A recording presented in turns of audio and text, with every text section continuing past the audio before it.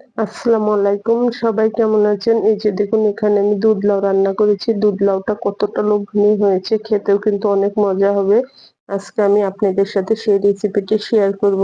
তার আগে একটা কথা বলে নিই, দেশ-বিদেশ যে যেখান থেকে দেখছেন আপনাদের কাছে যদি আমার ভিডিওটি ভালো লাগে অবশ্যই আপনারা আমাকে একটা লাইক দিবেন। আর এটা আমি কিভাবে রান্না করেছি এটা দেখতে হলে আমার পুরা ভিডিওটি আপনাদের দেখতে হবে।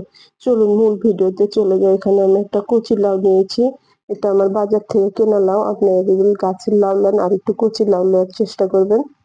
এই লাউটা আসলে এত বড় লাউ আমার পুরা লাগবে না দুধ লাউ রান্না করার জন্য। এখানে আমার অল্প একটু লাউ যথেষ্ট। এখান থেকে কেটে ফেলে দিয়ে এখান থেকে কেটে রেখে দিয়ে এই যে দেখুন আমি এই অতটুকু অংশ নিয়েছি, এতটুকুই। আর এমন ভাবে ছিলবো যেন সাদা অংশটা থাকে, সবুজ অংশ কোনোভাবে রাখা যাবে না। ওটা দিয়ে আমি পরে তরকারি রান্না করে খেতে পারবো। এটা এভাবে নিয়ে দেখেন ছিলে নিয়েছি।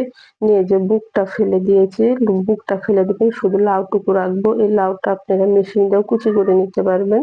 এটা আমি বটি দিয়ে কুচি করবো। এটা বটি দিয়ে কুচি করবো দেখে আপনাদের আমি দেখালাম না, কুচি করার পরে দেখাবো। তো বটি দিয়ে কেটে নিয়েছি। এই যে দেখুন কতটা চিকন করে কেটেছি। আপনারা যদি বটি দিয়ে চিকন করতে না পারেন অবশ্যই মেশিন দিয়ে এরকম চিকন করে কাটতে হবে দুধ লাউটা রান্না করার জন্য। নিয়ে এটা আমি এখন এদিকে চুলায় আমি একটা পাত্রে পানি বসিয়ে দিয়েছি সসপ্যানে। পানিটা বলক আসলে এটার মধ্যে লাউ দিব। তার আগে আমি এটা অবশ্যই সিদ্ধ করার জন্য একটু লবণ দিলাম এখানে। এটা কিন্তু বেশি সিদ্ধ করব না। এই পানি যখন বলক আসবে, বলক আসলে একটা ভাপ আসলে কিন্তু এখানে আমি এই যে একটা ভাপ আসলে লাউগুলো আমি ঢেলে দেবো। এই সবগুলো লাউ এখানে আমি দিয়ে দিলাম। লাউটা কিন্তু দেখে বুঝতে পারতেছেন আমি কতটা চিকন করে কেটেছি। এভাবে কিন্তু চিকন করে কাটতে হবে দুধ লাউটা রান্না করার জন্য। এই যে পর্যায়ে কিন্তু আমার একটা বলক এসে যাবে পড়ায়। এই যে দেখুন এই ধরনের একটা বলক এসে গেছে। এই পর্যায়ে আমি একটা জালিতে আমি ঢেলে দেব। ঢেলে দিয়ে এটা আমি দেখুন ঠান্ডা করে নিয়েছি। একটু ঠান্ডা হয়ে গেলে এভাবে চিপে পুরা পানিটা এভাবে ফেলে দিতে হবে। এভাবে চিপে চিপে কিন্তু নিব। একটু আসলে দুধ লাউটা রান্না করতে একটু সময় নিয়ে ধৈর্য সাপেক্ষের ব্যাপার। রান্না করবেন, খেতে যে এত মজা হবে আপনারা একবার রান্না করে ফেলে এটা কিন্তু বারবার খেতে চাবেন। পানিটা আমি সুন্দর করে চিপে নিয়েছি। চিপে চুলাতে আমি একটা কড়াই দিয়ে দিলাম। কড়াইয়ের মধ্যে আমি ঘি দিয়ে দিব। এই যে আমি ঘি দিয়ে দিয়েছি। তো এটা কিন্তু অবশ্যই আপনারা ঘি দিয়ে করার চেষ্টা করবেন। তেল দিয়ে করলে কিন্তু অত ভালো লাগবে না। ঘি দিলেই কিন্তু একটা সুন্দর ফ্লেভার আসবে।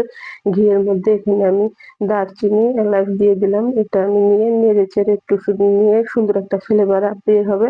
তার মধ্যে আমি এই যে লাউটা আমি দিয়ে দিব। লাউটা একটু সুন্দর করে ভেজে নেব।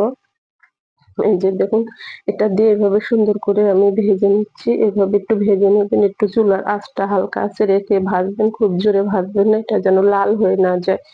যাওয়ার পর এখানে আমি ১ লিটার দুধ নিয়েছি। দেখুন এখানে আমি ১ লিটার দুধটা একটু বলক তুলে রেখেছিলাম। ওই দুধটা এখানে বসিয়ে দিলাম। দুধের মধ্যে এখানে তেজপাতা, দারচিনি, এলাচ দিয়ে দিলাম। দিয়ে এটা আমি একটু ভালোভাবে নেড়ে ছেড়ে কিন্তু এটা আমি জাল করে নেব।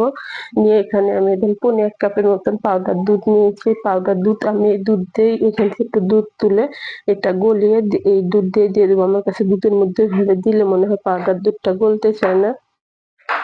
ওটা আমি ওইখানে দিয়ে এটা আমি এভাবে গলিয়ে নিয়ে এটা আমি এই যে দেখুন এই দুধের মধ্যে দিয়ে দিলাম। অবশ্যই এখানে একটু পাউডার দুধের সাথে ব্যবহার করতে হবে সাথে।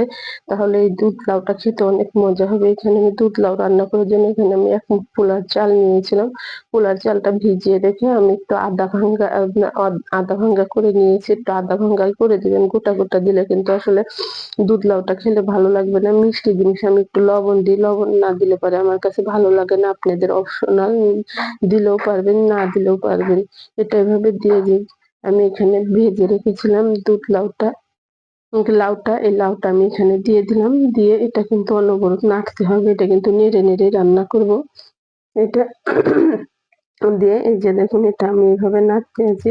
নাড়তে, নাড়তে এটা যখন ঘন হয়ে আসবে সে পর্যায়ে কিন্তু আসলে বুঝতে পারবো যে এটা আমার হয়ে আসছে। এটা অনেকটা ঘন হয়ে আসছে। তারপরে এটা কিন্তু আমার আরেকটু রান্না করতে হবে। কিন্তু তারপরে এটা একটু যখন এই জায়গায় যখন এই পর্যায়ে আসবে সেই পর্যায়ে আমি এখানে চিনি দিব। এখানে চিনিটা আগে এড করব না, তাহলে কিন্তু চালটা সিদ্ধ হতে চাবে না। এই পর্যায়ে চিনি দিয়ে এই যে দেখুন এই পর্যায়ে এভাবে নাড়তে থাকবো। চালটা আগে আমি টিপ দিয়ে দেখে নিয়েছি আমার সিদ্ধ হয়েছে কিনা।